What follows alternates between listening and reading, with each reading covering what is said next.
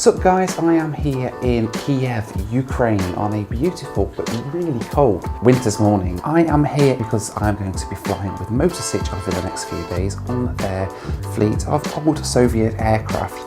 Now I know I've covered Motorsich before on an in-flight video, and those of you who have been following the channel before might remember my Antonov 24 flight that I did over to Lviv last year with them, but I don't really feel that that video did them that much justice because it was only one flight on one aircraft, and Motorsich operate a whole fleet of really cool Russian and Soviet aircraft.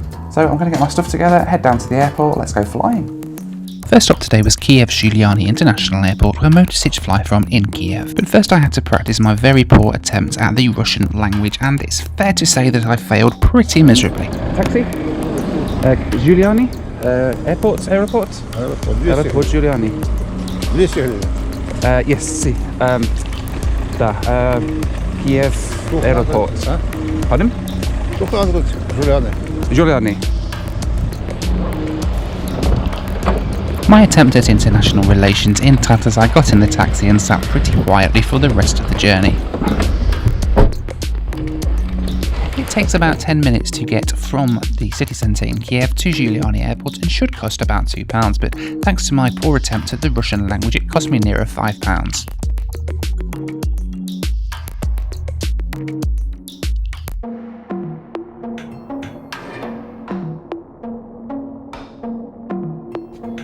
My first stop today was to the port city of Odessa on Ukraine's Black Sea coast. It's about a 90-minute flight south of Kiev. I was looking forward to getting on this flight and seeing exactly what aircraft we were going to get.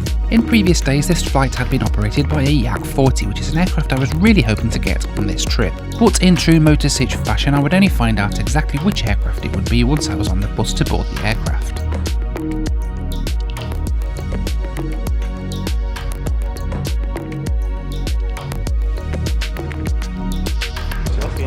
I didn't have long to wait to find out as the bus arrived to take us across the airport to board the aircraft.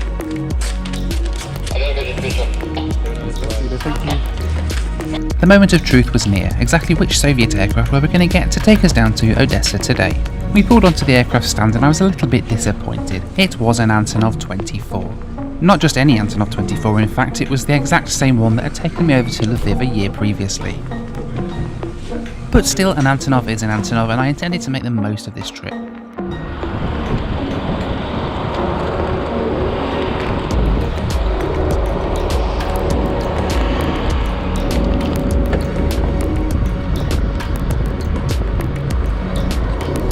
On boarding the aircraft, all of my memories came flooding back from my last trip to Lviv. This particular Antonov 24 has been retrofitted with Boeing-style interior. It really isn't the same experience as flying on any of the other Antonov 24s with the open luggage racks and curtains at all of the round windows. But still, it's an Antonov all the same.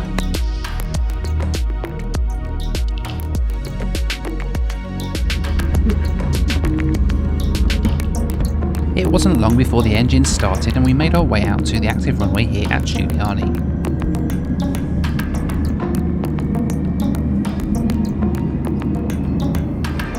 After a very fast taxi across Zhuliany Airport, we made a rolling takeoff from runway 26.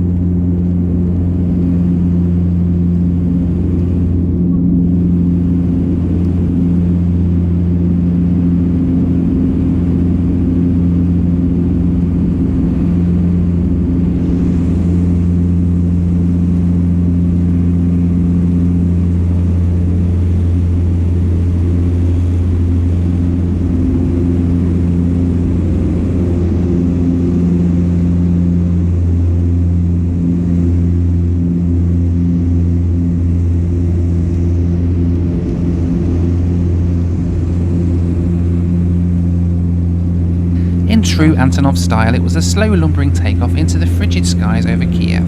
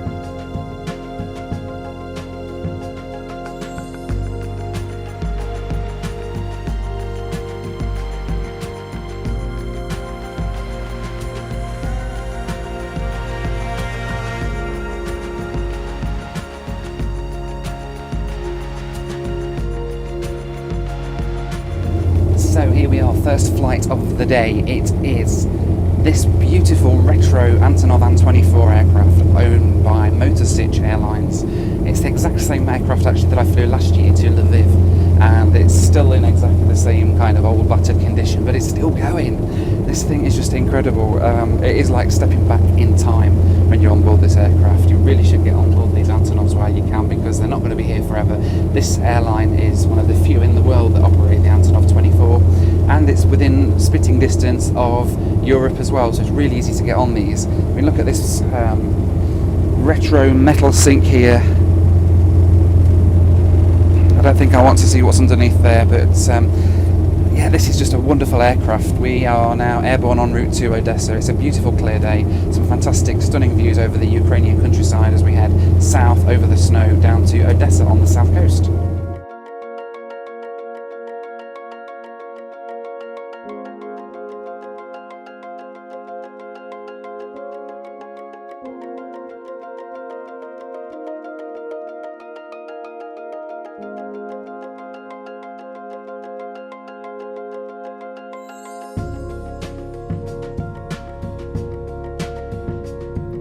All Motor-Sich flights offer a light snack service. It isn't the best in the world, but it's better than nothing. Teas and coffees followed shortly after. I'm not quite sure what this was, but it was some sort of sweet cake and was really hard. It wasn't long before the landing gear was coming down and we were making our approach into Odessa.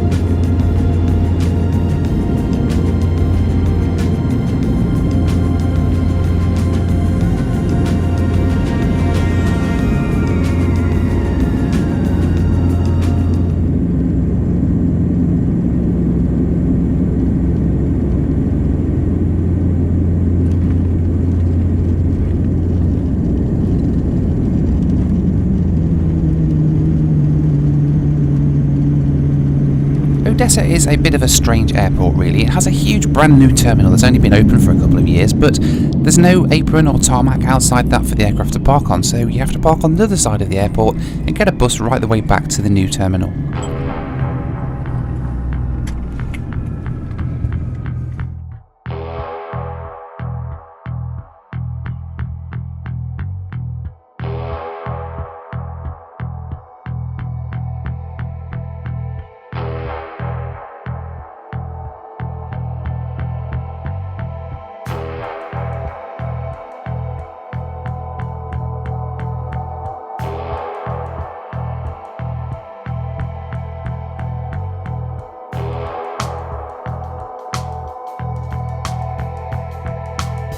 So I am here at Cathedral Square in the centre of Odessa. It looks like a really beautiful city. I'm looking forward to having a little walk around here, see what it's all like. It's a little bit strange here because only last week Odessa came out of martial law. They're having a few problems with the neighbours at the minute, and Odessa was one of the places affected by it, with it being a port city right down here on the Black Sea coast. So it's a little bit strange being somewhere like this, but to be honest, it seemed to be any different than normal. Not that I know what normal is around here. Everybody's going about their lives as you would expect, really. So I'm going to go and have a look around, try and find something to eat. I'll do a little bit of shopping and see what it's like here in the city of Odessa, Ukraine.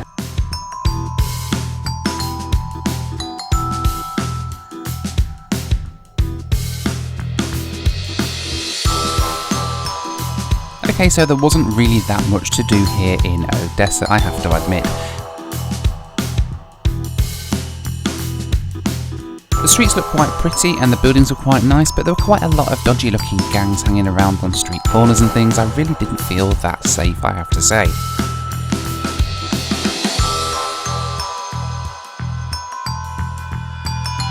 I decided to head back to the airport a little bit early. At least there it will be nice and warm and hopefully pretty safe. Now, although all arriving flights head into the brand new terminal here at Odessa, the departing flights still go from the old Soviet terminal building across the road. Okay, so I am here in the terminal at Odessa, Ukraine. For such a tiny airport, this airport is incredibly confusing. They have like 3 security points, none of which link to one another. There's 2 down here, 1 upstairs. One of them downstairs is locked, can't get through.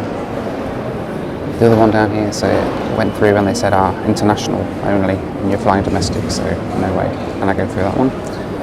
So I went upstairs, and they let me through, but then when I got to the actual baggage belt, where you put your bag on to go through the x-ray, they said, oh no. Check in.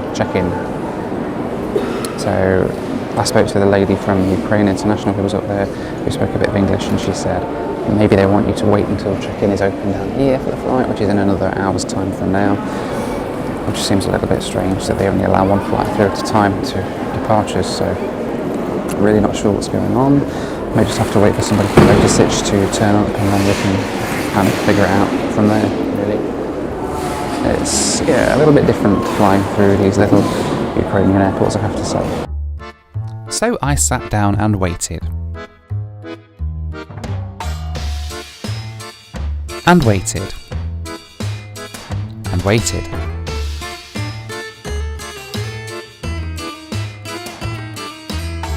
Finally, after a couple of hours in this really cold and really uncomfortable terminal building, somebody finally turned up to the Motorsich check-in desk and allowed me to check in for my flight.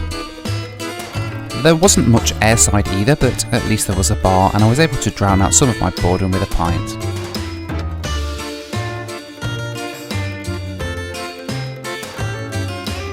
Finally, it was time to board, and I made my way through what is possibly the strangest boarding gate I've ever flown from. I was looking forward to finding out exactly which classic Soviet aircraft Motorsich would have in store for us tonight. It was the Antonov 24 again, the same one that brought me down from Kiev this morning, making this my 3rd flight on this exact aircraft. Still, sitting in a different position on this aircraft may at least give me a different perspective.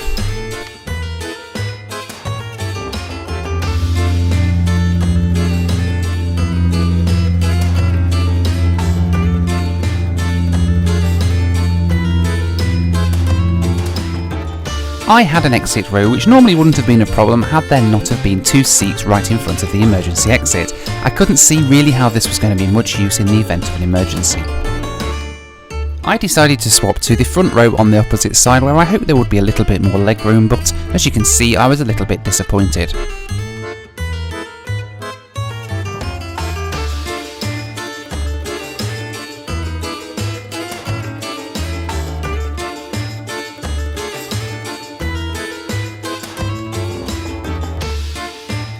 I noticed a curious hole at the bottom of the wall in front of me. Me being me, I just had to have a look to see what was in there. It was the baggage hold at the front of the aircraft, and the flight deck just beyond that.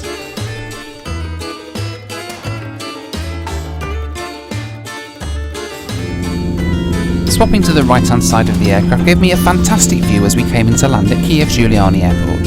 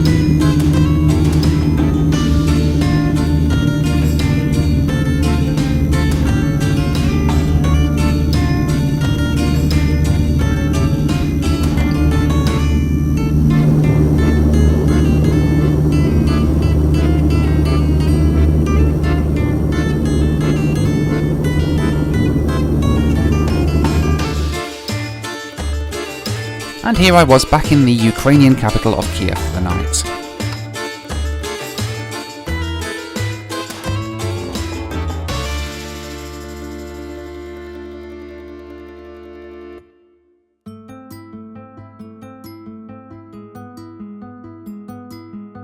Good morning from Kiev. I have a few hours today ahead of my next flight down to Zaporizhzhya this evening. So I've decided to head to somewhere that I've always wanted to visit. It's a place about 2 hours drive north of Kiev here in Ukraine. I was heading to Chernobyl. In 1986, it was the site of the world's biggest nuclear disaster as the Soviet Union's newest and shiniest nuclear power plant went into catastrophic meltdown, spewing thousands of tons of radiation into the atmosphere. For over 30 years now, there's been a 30-kilometre exclusion zone around the site of the disaster that's remained completely abandoned ever since. So we're now inside the exclusion zone here at Chernobyl. This is a tiny village called Zaporizhzhya. It's just really strange walking around these old abandoned buildings, houses where families lived and things. This was one of the old shops that they used to have in the Soviet Union back in the 80s. I'm just going to take a look inside here. Wow. Completely abandoned. There's glass on the floor, but be really careful in here. It's been stripped of everything. An old hairbrush. Probably one of the few remaining things from back in there. Wow, these books here look like stock books or something. Like Russian writing in them. But this is just so kind of eerie in a way. Back in Soviet times, people would be rationing on food and things, and this is where they'd come to get their rations. It's quite interesting. But the abandoned shop was just the beginning. There were dozens of houses laying empty, deserted since the days of the Soviet Union. Newspapers, toys, family photographs, everything just laying exactly as it was left in 1986. We visited a former kindergarten in the village, once ringing with the sound of school children playing. Today it was haunted by the creepy sound of a dozen Geiger counters going off. From Zaporizhzhya we headed up to the abandoned city of Pripyat. This entire city was built to house the workers of the Chernobyl nuclear power plant and has laid deserted since 1986 when the residents were evacuated. This was the school's gymnasium, where groups of teenagers would play basketball. Entire apartment blocks lay abandoned, completely frozen in time.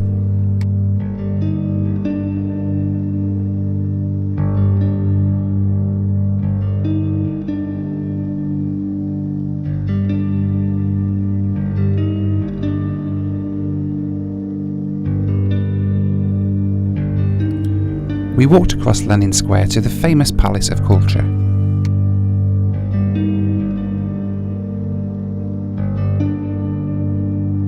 Next to this, another abandoned supermarket.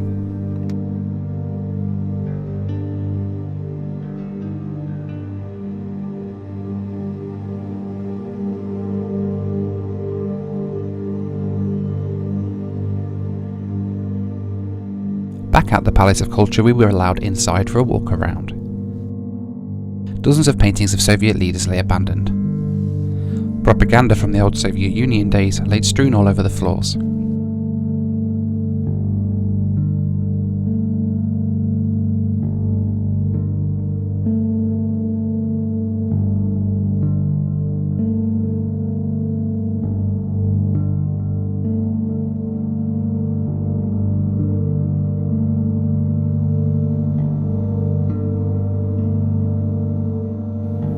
Before long we were at the old abandoned amusement park.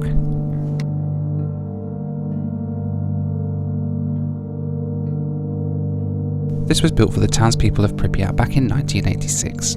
It was due to open the weekend after the Chernobyl disaster, but of course it never formally opened. It was, however, open very briefly the morning after the disaster to try and take the residents' minds off what was going on. So this is where it all happened on that fateful night in 1986. This is the Chernobyl nuclear power station. The big metal building you see weighs something like 36,000 tonnes, and it's called the sarcophagus, and it has been built over the top of the existing sarcophagus that they built in the months and years after the disaster, and underneath that is the reactor that exploded, reactor 4 that exploded on that April night in 1986. They don't really know what to do with this at the moment. They've just put it over to stop the spread of any more radiation. This building apparently will last for 98 years, by which time they hope to have found a solution to get rid of all the radioactive material that is inside. But for now, this building just sits here, slid over the top of the reactor, while they figure out what to do with it. After a very tiring but very moving day, it was time to make the 2-hour bus ride back to Kiev. It was a great way to see a snapshot of the Soviet Union frozen in time, but the tourist shop on the way out selling t-shirts saying "I survived Chernobyl" only made me feel really upset for the thousands of people who didn't. I have to say it did feel a little bit disrespectful. Back in Kiev, I was back at the Zhuliany International Airport to start making my way back out of Ukraine. First stop, however, was Zaporizhzhya in eastern Ukraine, and to get there I'd be on another Motor Sich aircraft, once again of course with no clue as to what aircraft type I would be on. I'd had enough of Antonov 24s by this point and really wanted to get something a little bit different. Fortunately, it did turn out to be something a little bit different. It was an Antonov 140, and in fact the only Antonov 140 in commercial service anywhere in the world. The An 140 was designed as a replacement for the Antonov 24 and designed to compete against aircraft like the ATR-42. However, only a few dozen of these aircraft were built before a series of unfortunate accidents, which meant that most airlines grounded their entire fleet of An 140s. The only airline that still operates the type is Motor Sich, and they only have one of them in their fleet. So this was a lovely rare aircraft to catch a ride on.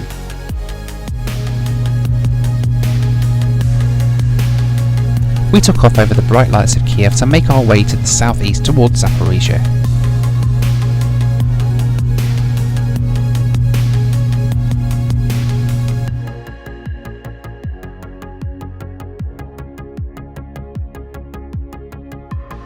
The Antonov 140 definitely feels like a Soviet airliner when you're on board, but it is however really cramped inside, and that's something that wasn't helped by the beast from the east who decided to sit next to me.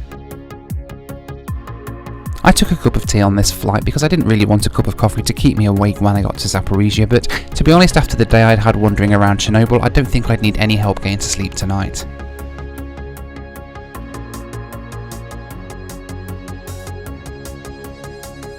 Zaporizhzhya is in the east of Ukraine, and it's the closest major city to the conflict zone at Donetsk. I was a little bit nervous being so close to an active conflict zone, but to be honest, once I landed, all of my fears were put aside.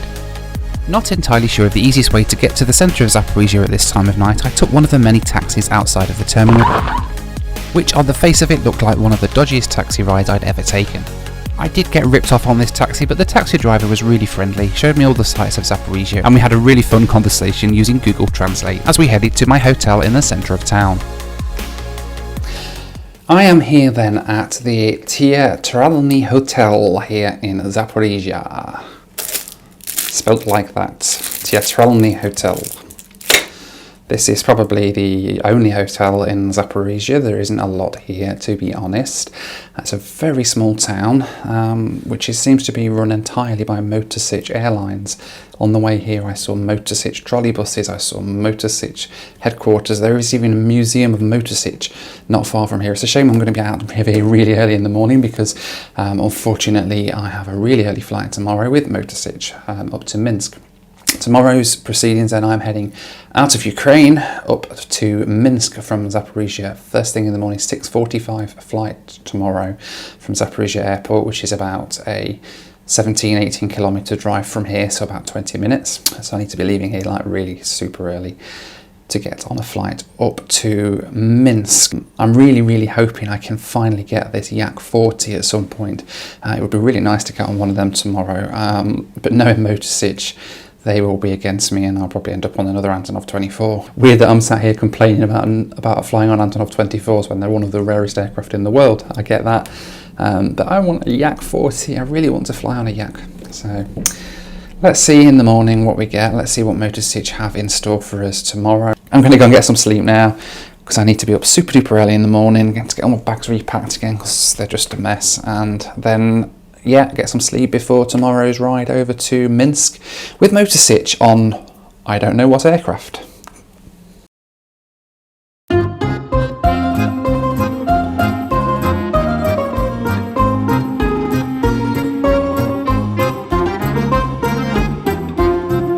Right, so it is really early in the morning. It's like 5:25 in the morning. I've got to get to the airport because my flight leaves in just over an hour's time from Zaporizhzhya. I don't know what aircraft type we're going to get today, but it's the last flight of this trip up to Minsk in Belarus. And yeah, it should be fun. I'm really hoping it's the Yak 40. I'm really keeping my fingers crossed because that would be amazing if it is, but to be honest, whatever it is, it's going to be an interesting aircraft. So let's just get to the airport and see what Motorsich have in store for us today. The hotel had printed out all of my boarding passes for today and even packed me a packed lunch, seeing as though I was leaving so early and would have missed the breakfast. Thank you very much. Have a lovely day.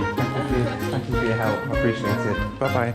And I somehow made my way out to an even dodgier looking taxi that was waiting for me outside. We sped through the streets of Zaporizhzhya at 90 kilometers per hour. I was pretty nervous, to be honest. It's one way of waking up in the morning, but I wouldn't really want to repeat this experience again.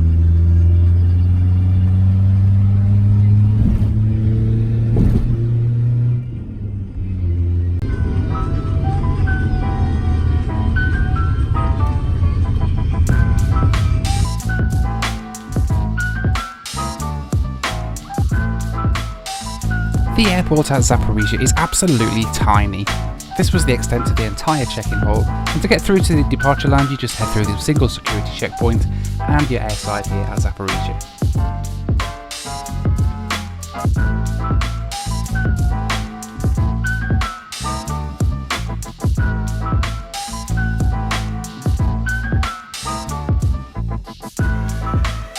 For the last time on this trip, it was time to get a go on the Motorsich lottery. I was really hoping that it would be a Yak 40. I'd seen one out on the ramp and kept my fingers crossed. I think you can tell by now exactly which way this was going. Yes, it was once again the Antonov 140 that brought me down from Kiev last night. I was pretty disappointed that I didn't get a Yak on this trip at all, but still, the Antonov 140 was pretty cool and I was actually able to fly it in daylight now, which would make the experience a little bit different.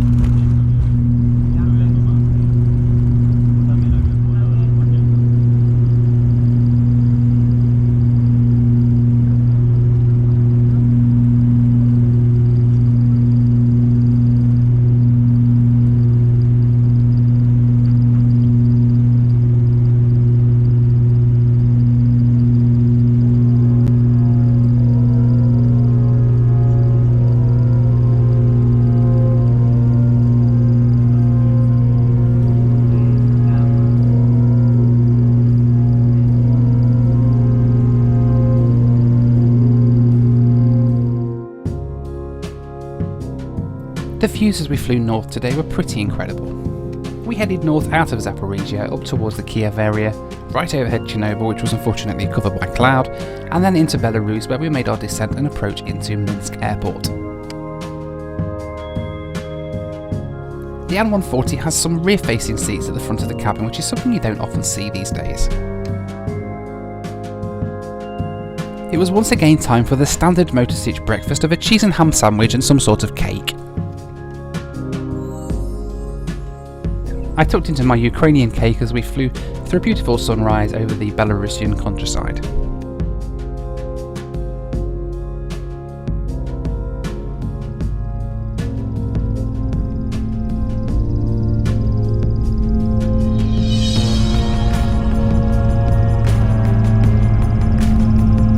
The windows had iced up quite a lot on our flight, and we made our approach and landing into Minsk National Airport.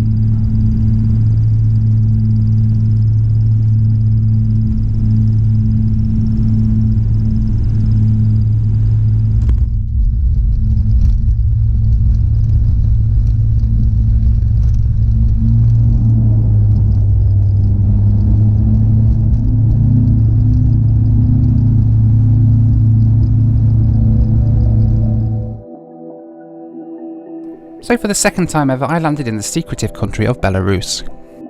Belarus is actually pretty difficult to travel to, and you normally need a visa, but if you're travelling through to Russia as I was, then none is needed. You do of course need one for Russia though.